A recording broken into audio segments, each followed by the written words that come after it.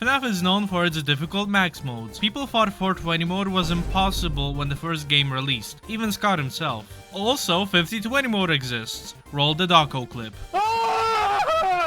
But the Fnaf fans wanted more, and so people cooked up games that blow the originals out of the water. At least in terms of difficulty, some of these look pretty rough, okay, I'm sorry. In this video, I'll talk about some of these really difficult Fnaf modes. I'll go over what makes them so difficult, what makes them interesting, what's unique about them, that kind of stuff. And before you ask me to beat any of these, nah, man, I'm still struggling on the easy shit. The bonnet death count is in the hundreds. So let's just jump in. Up first is Eternal Fuck, I can't say that. Let's go with Eternal Sunshine Mouse, yay! So as you can see, this mode is based off of Mickey Mouse, specifically that creepypasta which I can't name. The creepypasta is, oh, you think the cartoon is nice, but it's evil cartoon with dead children. Standard creepypasta stuff. The game is a modified version of Five Nights at Treasure Island, which came out in 2020. No, it's not the old one.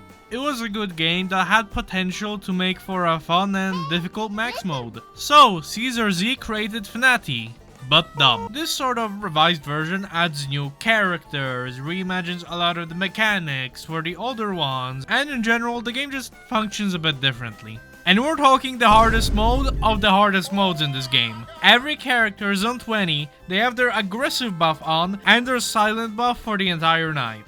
And these buffs matter a lot. It's not like, oh, this character will appear a bit faster. So, what makes this mode so hard? It may not look as chaotic as some other modes, but trust me, it is, at least mentally. Even though it's not the fastest mode, it requires a lot of awareness and memory. These three characters are some of the most major threats in the night, and they require you to memorize their location before they attack.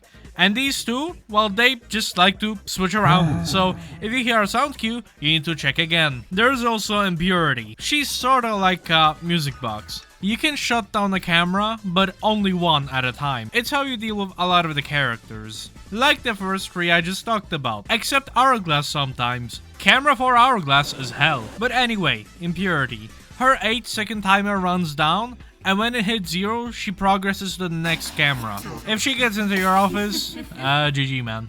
You wind her up each second you have her camera closed. And because she's a bitch, she uncloses her camera after 2 seconds. Impurity and other, well, side characters that aren't too important all basically waste your time, meaning that you can't just guess where the other characters are. Then there's the face.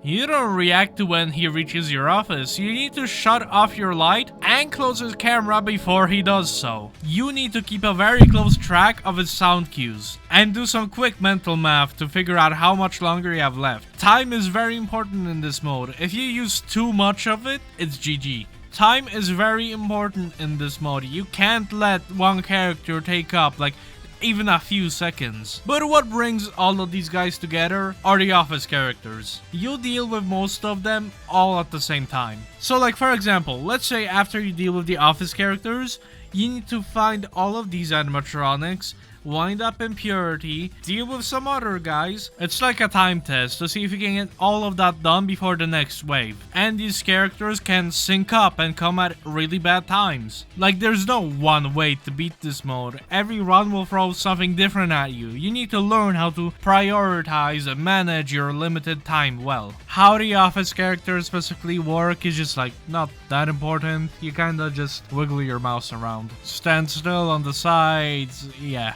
You need to keep track of a lot of characters, sound cues, where they last were, how long until they attack. It's gonna keep your brain busy. Forget about the face, dead. Characters will sync up, arrive at bad times, leaving you with even less time to check up on everyone. You need to manage time really well and be good at prioritization. The RNG never makes the game unwinnable, but it makes the runs vary a lot. There's not this like ESM manual you can reference in any scenario. So up next we have Frickbears 3. This is a great game. Great stylistic visuals with fun gameplay where the player gets a lot of freedom in what they have to deal with. It's a very replayable game with a ton of content. But the max mode, it's a bit of a different story. What makes this so hard? It throws bullshit at you. This is not like 50-20 mode where you can basically turn off half the characters by closing a door. All of these are really prominent throughout the night and combo really poorly with each other. For example, Twisted Wolf obstructs your view when you close the cams, which makes it harder to see where Plush Rep is and therefore flash him, which leaves you with less time to click Toy Chica's Cupcake, which you will die if you take too long. Nearly everyone is a big threat.